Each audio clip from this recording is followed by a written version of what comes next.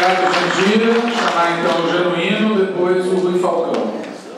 Vocês viram que segurando com mais delicadeza o microfone, o som oscila menos. Oscila, mas oscila menos. Genuíno, reverte essa jurisprudência aí que está desfavorável.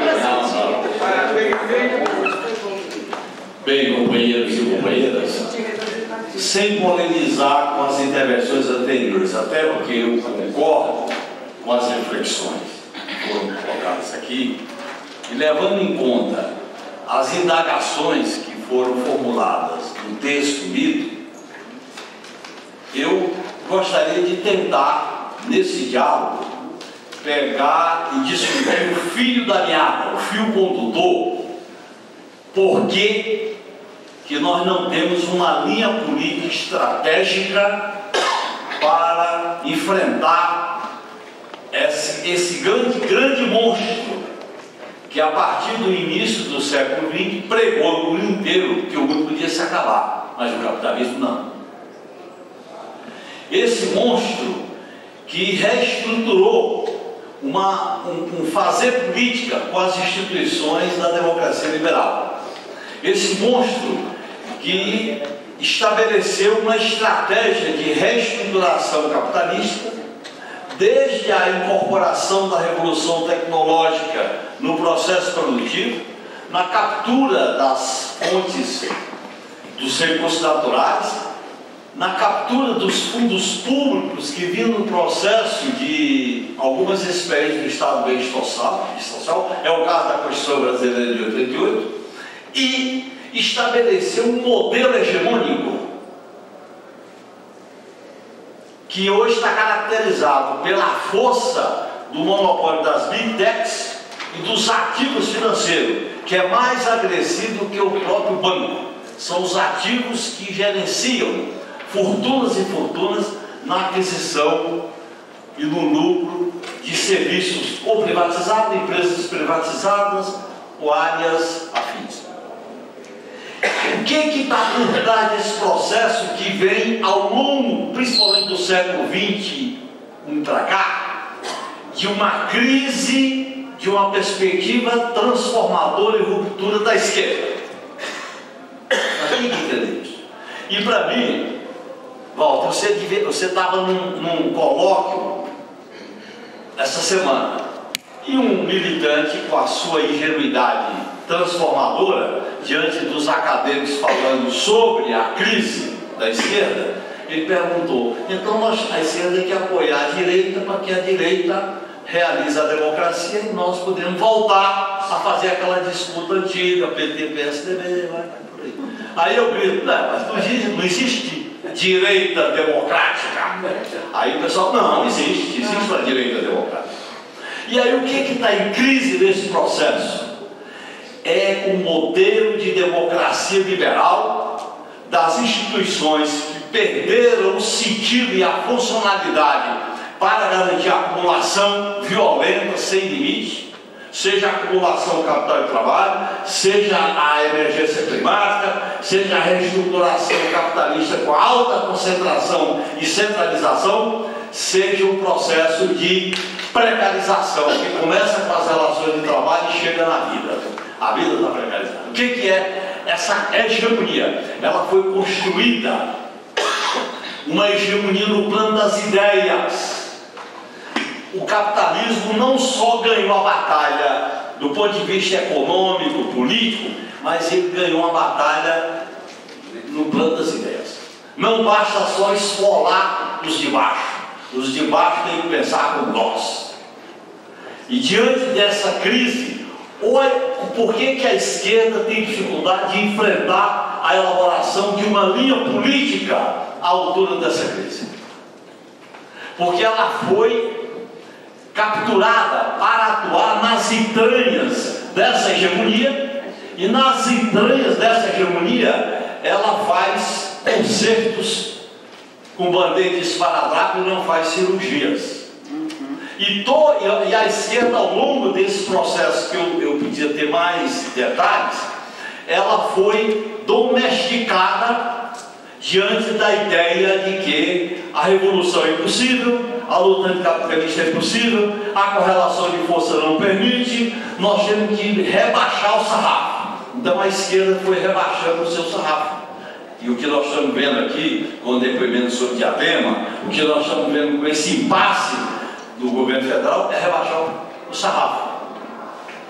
E a esquerda perde a condição que, num momento de crise, a história da humanidade mostra que a esquerda tem que ser vanguarda, ousada, tem que pensar grande. Foi assim antes da Primeira Guerra Mundial, foi assim da Primeira e a Segunda Guerra Mundial, foi assim no enfrentamento do nazismo e do fascismo, e foi assim nas revoluções do período, particularmente da década de 50 e 60. Então, a esquerda foi dominada ideologicamente por uma racionalidade domesticada, moderada. A crise quando eu comecei a discutir as eleições de 2024, eu digo que o problema, a derrota do PT não está em 24. A derrota do PT começou com o golpe de 2016, a derrota do PT começou com a eleição de 2018, com a prisão do Lula, com a vitória do inelegível Bolsonaro. E aí entra a seguinte questão: o caminho que nós estamos trilhando está adequado para construir uma linha política transformadora, revolucionária, antissistema? Esse é o problema. É tanto que há setores que radicalizam a linha política, que foi impotente para enfrentar o golpe, foi impotente para enfrentar a ofensiva do governo Bolsonaro, foi importante para enfrentar a direita e a extrema-direita na eleição de 2024. Aí tem que ampliar. Ao fazer isso, tem um discurso que você não pode polarizar. Numa sociedade dilacerada, com tudo isso que a gente vê, num mundo em que o futuro das pessoas está em risco, se você não polariza, você necessariamente se adapta. Então, alternativa. E a polarização, por que a hegemonia política da mídia trabalha com a não polarização como valor em si? Por essa razão. Então, eu entendo, companheiros, que essa é um desafio nosso. Houve uma tentativa desse partido, nós estamos discutindo aqui no coletivo do PT, e é importante a gente dizer, houve uma grande tentativa desse partido em 2017, sob a presidência do companheiro Rui Falcão, quando elaborou no 6º Congresso uma tentativa de uma linha política que pegava a tática, a estratégia e o programa unindo a tática e a estratégia no diagnóstico sobre o golpe e nas sinalizações de quais mudanças o PT devia se apresentar. E retoma a discussão da estratégia que está na origem, na fundação do PT. Hoje você não tem uma estratégia que oriente os movimentos táticos, que oriente as alianças, em que você confunde a aliança tática com a aliança pontual e com a aliança estratégica. Então, esse é o problema de fundo. E esse problema de fundo tem a ver com a crise da democracia liberal, em que amarrou a esquerda, não só aqui o PT, amarrou a esquerda nos liames e nos limites da democracia liberal. E a democracia liberal deixa de ser funcional para a dominação imperialista da liberal. Por isso que quando surge uma extrema-direita fascista, o primeiro discurso dela o que é? Questionar as instituições da democracia liberal. Eles não são antissistema, eles já aparecem como antissistema criticando as instituições da democracia liberal. E por que mesmo quando a gente governa, a gente não faz enfrentamento, não faz polarização? A gente pode até perder nos votos. Você diz para a sociedade o que quer. Por que passou, por exemplo, há 2 semanas atrás, a derrota sobre as grandes fortunas, no caso de 10 milhões, e não houve um barulho? Não houve um barulho. Aquele não tem um barulho, um escândalo, filista, vamos divulgar livro, nada. Quer dizer, então esta posição, no meu modo de entender, leva a uma contradição praticamente insolúvel. Porque você tem, objetivamente, uma crise sistêmica dilacerando, preocupando as pessoas no nível de abandono, e o novo não bota a cabeça para fora para enfrentar o velho fazendo todos os estragos, desde as guerras, segurança, droga, tudo que está acontecendo no Brasil e no mundo, e nós temos um vazio na construção da ideia de uma força transformadora, revolucionária, com perspectiva, mesmo que não seja maioria. Aí nós não estamos nem equilibrando aquilo que o Gramsci coloca muito bem entre a guerra de posição e a guerra de movimento. A gente devia estar fazendo uma guerra de posição, não de movimento, não temos relação de força. Mas aí você fica sendo capturado pela ideia da não deixa de ser potente.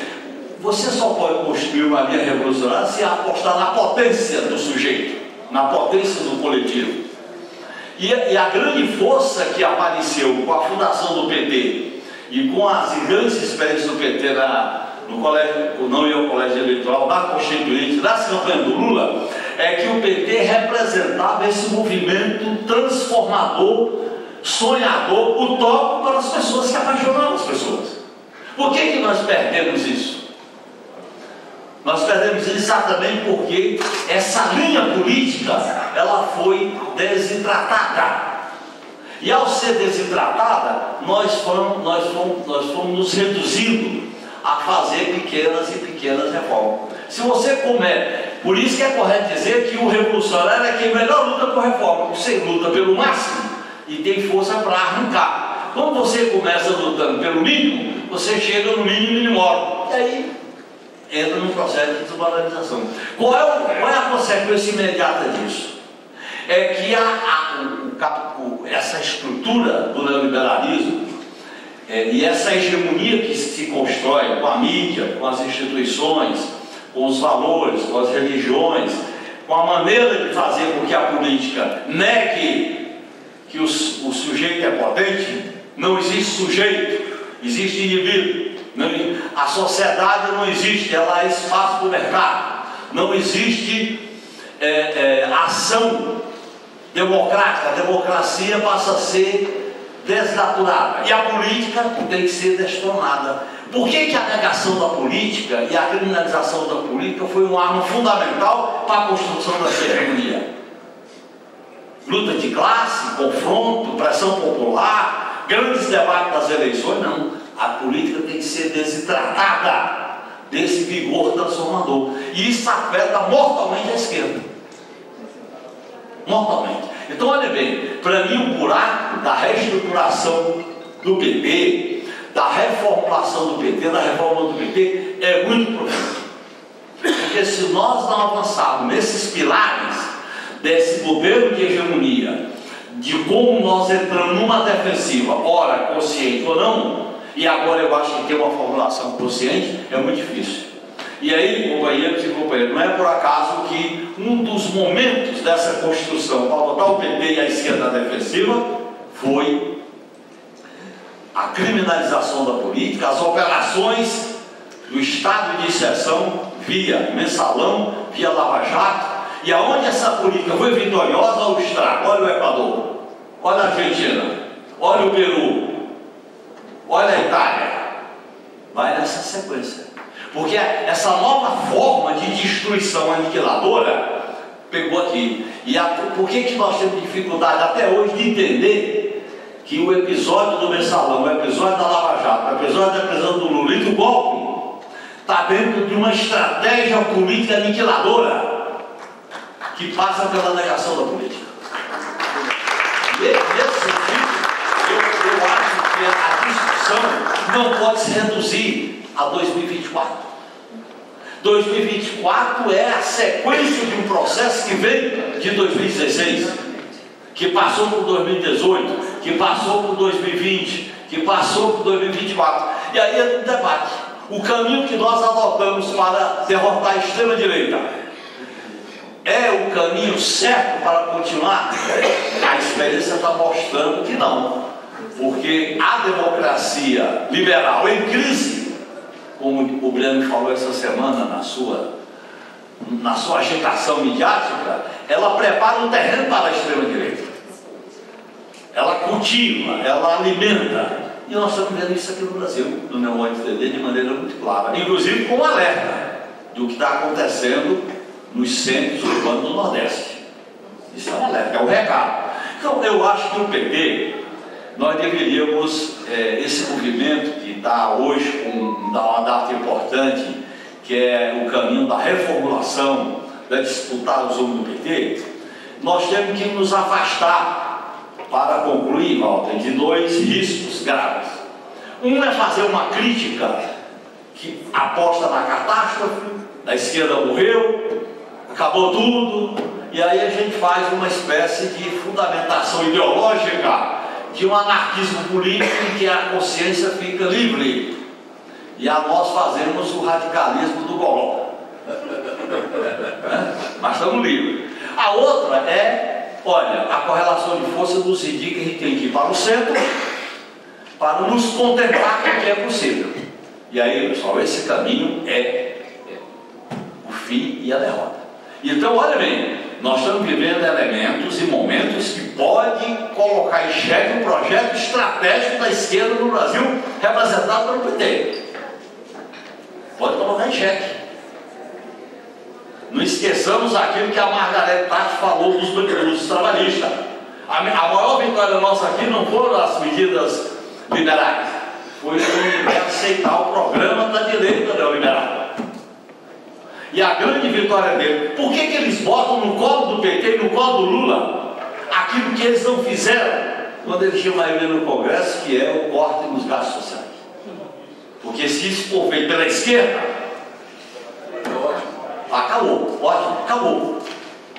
Porque mexe com algo que é fundamental na política hoje. É a legitimidade da ação política de uma força de vanguarda que se contrapõe. Se você quer essa legitimidade, pessoal, vamos no final. Portanto, o que nós estamos vivendo é uma questão muito séria, muito profunda, e que nós temos que gritar, nos organizar, discutir e colocar e elaborar, porque é uma encruzilhada que está cada vez mais se afinando. É uma encruzilhada nesse sentido. Por isso que eu queria deixar aqui a minha contribuição, para que a gente tenha elementos para resolver o problema principal do PT, que é a divisão política. Eu posso analisar nessa eleição que, dependendo da linha política, a gente podia ter tido outros resultados, assim como tivemos resultado positivo. O que explica, como a Jandira colocou aqui, o vereador do Rio de Janeiro? Eu diria. E aqui em São Paulo, pessoal, vocês não viram? Osasco, terra arrasada. O único vereador eleito no Osasco, um jovem que veio da periferia com o movimento Juntos. E pegou uma plataforma popular da periferia. O único vereador eleito é um jovem desse movimento Juntos. A gente nem sabia. Quer dizer, então há uma potencialidade que apareceu nessa eleição.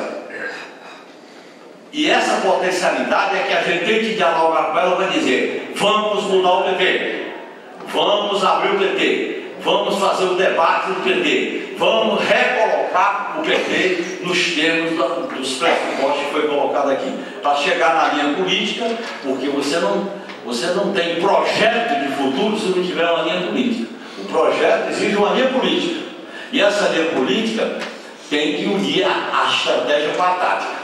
Nem tática geral hoje a gente não tem. A gente tem tática eleitoral, não tem uma tática geral para um determinado período. Essa é a minha contribuição. Muito obrigado, professor.